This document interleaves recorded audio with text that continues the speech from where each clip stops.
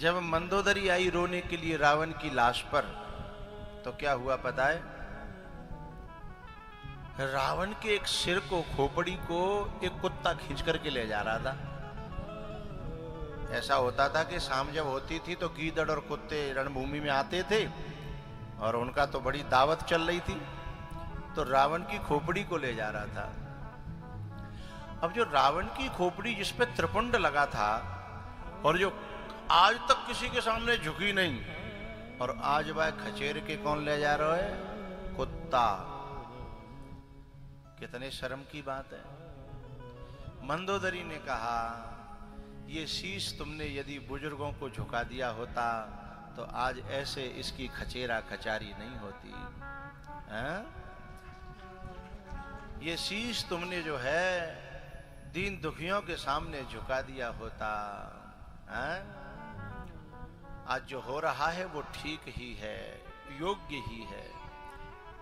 नहीं शूल चुभते आज ये तुम्हारे, जो कांटे किसी के चुभाए न होते। नहीं आज बहते ये आँखों से आंसू, जो दिल किसी के दुखाए न होते।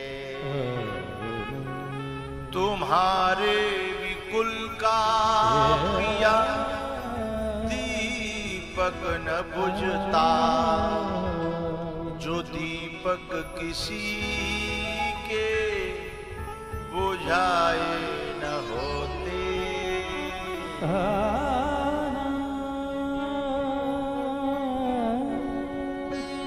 नहीं आज जलती ये कंचन सी काया, नहीं आज जलती ये सोने की लंका, झोंपड़े किसी के बोलो जला न होते।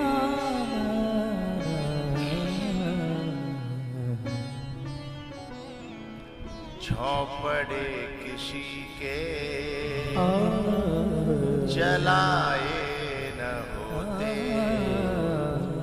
वजह आज हंसने के सभी जीव रोते, सताकर जो पहले रुलाए न होते।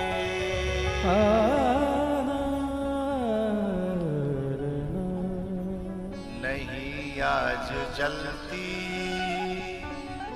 ये कंचन सी काया, तुम्हारी जो झोंपड़े किसी के जलाए न होते। तुम्हारे विकुल का पिया दीपक न बुझता, जो दीपक किसी के बुझाए न होते। नहीं आज बहते आँखों से आंसू, जो दिल किसी के बुझाए न होते।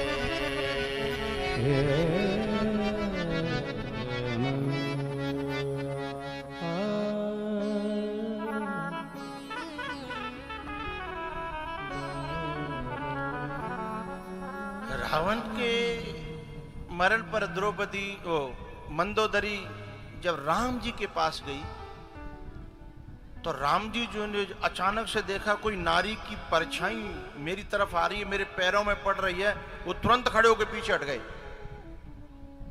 किसी ने परिचय दिया, ये मंदोदरी है रावण की घरवाली।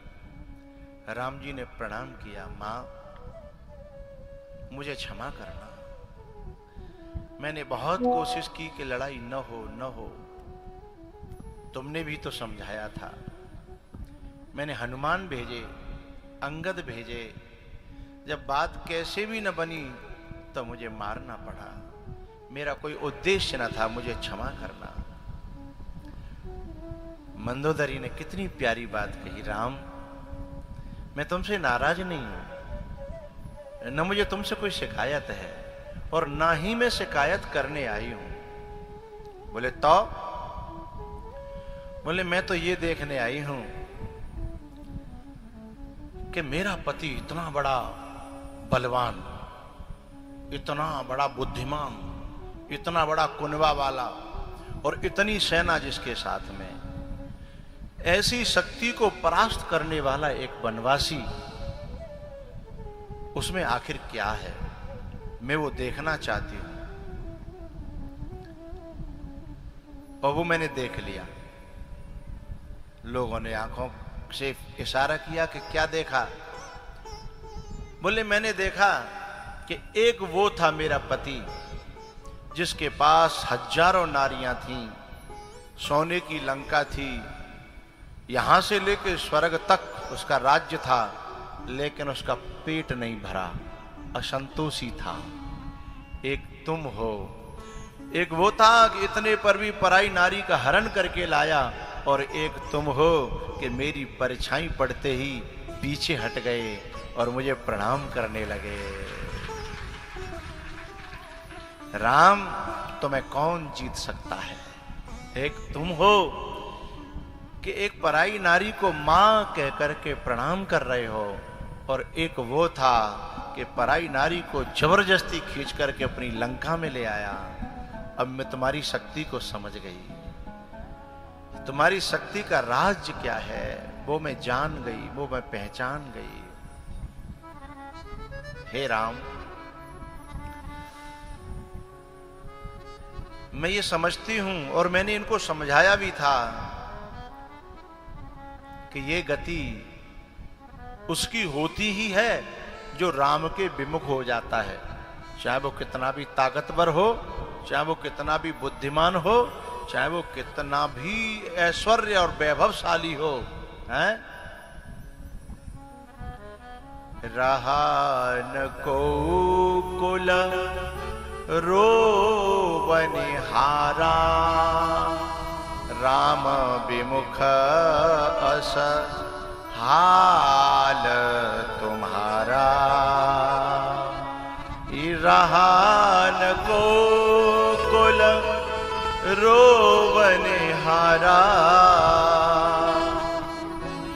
राम विमुख अस हाल तुम्हारा। राम विमुख की तो ये दुर्गति होती ही है, इसमें कोई संदेह नहीं है। इस प्रकार से सीता जी को लेकर भगवान अयोध्या पहुंचे हैं।